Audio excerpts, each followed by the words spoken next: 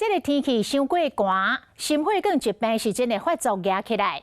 苗栗有一个骑士，透早骑乌多摆去上班的半路，突然间感觉人真无爽快，伊赶紧甲机车停伫咧路边，拼来甲家己经历，一路安尼东下摇海行到派出所。讲一拍开派出所的门，规个人随稳落跪伫咧涂骹。远近看到，赶紧叫救护车甲送病院。加在尾也是平安，无性命危险。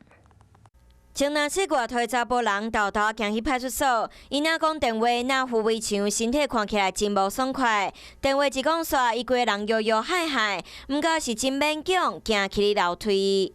派出所的门一拍开，伊规个人就跪落涂骹，员警嘛赶紧冲过甲扶起边仔椅仔坐。查某人真无爽快，规个人趴伫椅仔，面色青顺顺，规身躯拢无力。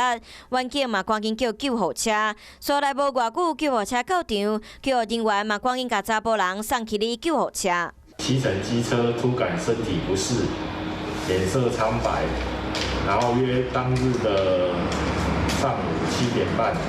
然后至派出所寻求协助。警方讲，这位查甫人透早7点外拄好要去上班，不过骑车骑到一半，身体真无爽快，伊赶紧把车停落来去派出所求救。加在员警赶紧叫救护车送去病院了后，已经无性命危险，已经登去收养。最近气温骤降，早晚温差也很大，有心血管疾病的患者，平常有在吃慢性病的药，一定要准时服用。而且也不要过度的剧烈运动，以免发生心肌梗塞。